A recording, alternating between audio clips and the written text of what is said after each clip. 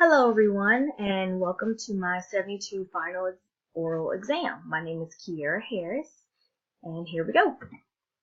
So the two objectives that I met throughout this course are recognizing prejudice and oppressive institutional structures in education that marginalize gifted students from culturally diverse backgrounds, specifically race, class, gender, and language issues. And the second objective was evaluating personal beliefs and professional experience related to multicultural gifted education issues. So my first goal was seen through Dr. Grantham's second objective, recognizing prejudice and oppressive institutional structures in education that marginalize gifted students from culturally diverse backgrounds, specifically race, class, gender, and language issues. How did I meet this goal through this course? I met this goal through discussions that we had throughout the course. The first one was Ford's equity formula, the 20% rule. After listening to Ford's discussion, I was extremely shocked by all information. Therefore, I decided to do my own research into Clark County School District. This is the school district in which I currently work. And I realized that majority of our population is Black and Hispanic. However, majority of the students in our gifted programs are white. These numbers clearly did not match up. Although I was already aware of many inequities that our children of color face, it was the facts that really made me recognize and finalize my previous notions on the idea that prejudice, bias, and discrimination are alive, and it's now time to prove it with the facts and continue to fight for what is right. The second idea was the Gay and Kirkland article.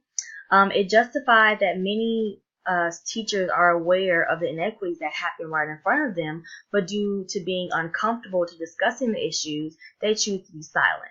This is unfair to students, unfair to parents, and unfair to their communities.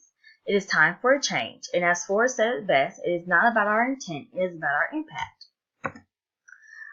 The next goal that was seen through Dr. Grantham's ninth objective, and it states evaluating personal beliefs and professional experiences related to multicultural gifted education. How did I meet this goal? I met this goal through two ideas.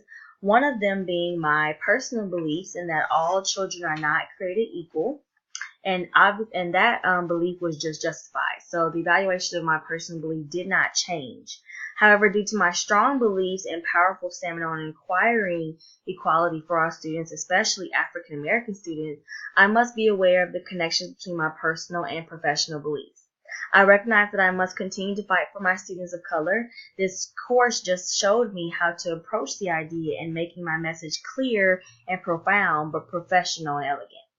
Which leads me to my next point. My professional belief did not change, but developed in a greater idea.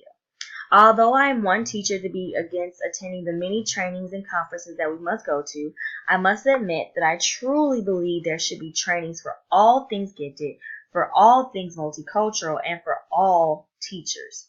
Trainings such as diversity and inclusion, the 20% rule, gifted testing, review of court cases, and because we just do not want to repeat the past, and defining and understanding specific language and dialect. There should be absolutely no excuse as to why any educator should not know the ins and outs of multicultural education. So as far as my future plans, these are areas of growth for my professional objectives. The additional training. The 20% rule, I believe, is a very accurate way to show teachers the facts, to show them the numbers and the data, to help them be aware and understand that there are some inequities and that we need to start facing them. As far as the reviewing of court cases, let's just not repeat history. Let's grow from it and develop new strategies and new understandings of how we can grow and not repeat the past. And to make it better. And as far as defining, I also like to define and understand specific language and dialect. I think teachers need to understand that they are hindering and punishing students just because of the way they speak. It's not fair, and there are many students who are very bright and are ready for more enhanced educational opportunities. However, teachers are hindering them due to their language of survival, as stated from Ford. As far as courageous conversations, that just means that I know that Singleton and Hayes really wanted an idea for students to be able to, be aware of these conversations and have a safe environment to discuss them. But I believe teachers need them too. As we discussed in Gay and Kirkland, teachers often fall silent to those uncomfortable conversations. And I think if we're trying to get students to have these conversations, we need to start getting the teachers in them as well. They need to have those safe explorations and understandings where they can have a learning environment where they can discuss and be vulnerable and understand the both sides of the spectrum. I also would like to modify history books. I believe that there are many ideas and many topics that have fell short to specific cultures. There are many ideas where I believe that the pictures were altered or modified to fit a specific to fit the majority. And lastly, I would like to hold myself accountable to never be silent. I really like how Gay and Kirkland really pushed forth the idea that teachers are always silent and to uncomfortable conversations. However, I don't want to feel that way when I'm trying to promote the idea. Even though I may feel like, okay, these specific teachers do not want to have this conversation with me, and I also don't want it to reflect badly on myself. However, this is not about me. It's not about the teachers. It's about the equality in education for these students.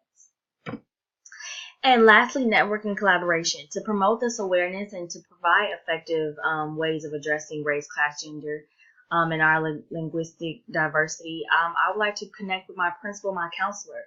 My principal of my school, he is always open for new ideas, fresh starts, and anything that can impact our students and enhance our school's culture. Our school's culture is so diverse and so profound that many other schools have tried to figure out what are our ways, what are the strategies that we use. And if we build on these courageous conversations and these trainings on how to better assist our students of different race and gender and class, that I believe that it will really help and assist and benefit everyone in our within our school community. And then the counselor, I would like her to just provide the assistance to address these certain topics, guidance on promoting awareness of the issues, and how can we support our families? How do we support those families that don't have these conversations with their children within their household? And when they do start having these conversations, how can we help them? What are some ways that we can approach getting inside those family homes? And that was it. I thoroughly enjoyed my time in this class. I learned a lot.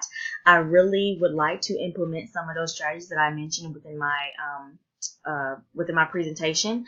But again, I enjoyed my time. Thank you, Dr. Grantham, and thank you, Jessa, for your help.